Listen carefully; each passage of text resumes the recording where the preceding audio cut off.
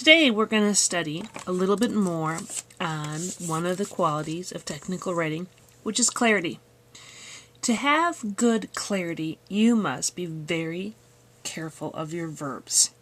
So today what we're going to do is study what the difference is between active verbs and passive verbs.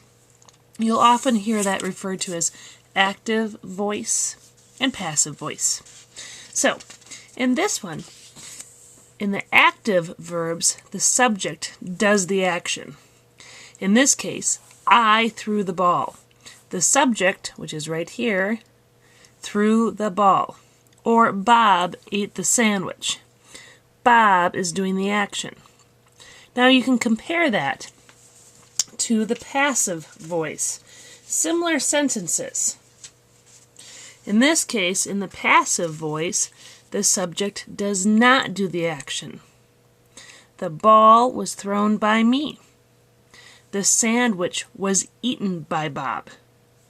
In the passive verb or passive voice, the subject is not doing the action.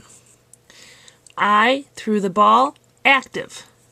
The ball was thrown by me, same exact idea, but written in passive tense. If you take a look at these two sentences, I want you to notice that the passive one is a lot longer. Let's see if the same is said for this one. If I compare Bob ate the sandwich was eaten by Bob, the active one is shorter. That's important because one of the reasons that you want to use active voice is because it tightens your writing.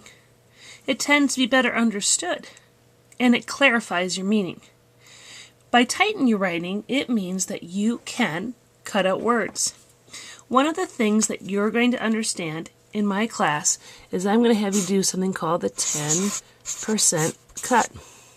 I'm going to want you to always look at your writing and see if you can cut out 10% by doing things like changing verbs from passive to active.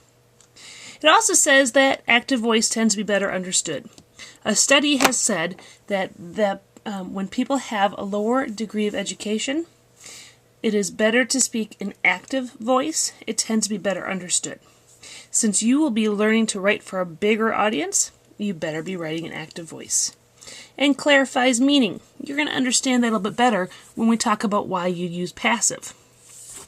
One of the things, though, that you might want to know is what is a direct object. A direct object is something that we will often use with verbs. You'll notice that active verbs, especially a special type of verb called a transitive verb, has something called a direct object.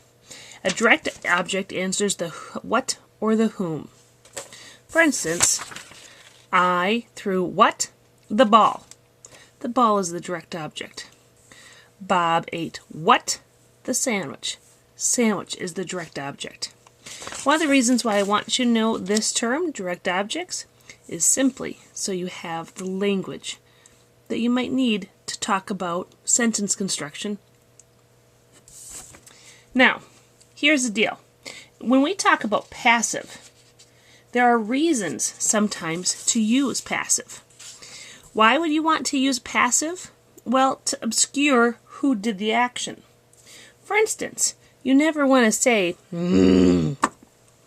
I ate your cookie. You just want to say, oh, look, the cookie was eaten. And you don't want to say, oh my, whoa, I broke your pencil. You want to say, oh, look, too bad the pencil was broken. That's one of the reasons to use passive. One of the sentences I noticed when I taught history was this one, and it's written in passive. The atomic bomb was dropped on Hiroshima. Well, we don't want to say the United States dropped this huge, horrible bomb on a city. So instead, we use the passive to obscure who did the action. Now, sometimes we're going to use the passive because the actor is not known. Let's look over here. Oh no! The baseball guy was murdered. Now, I can't say who murdered him.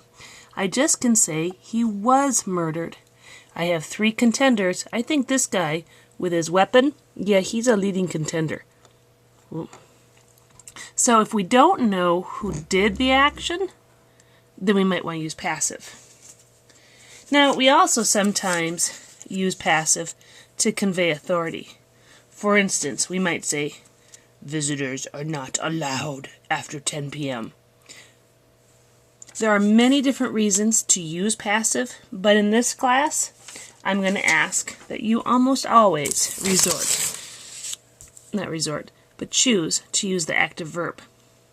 When we talk about that, I need you to understand something about technical writing. This is your time spent writing.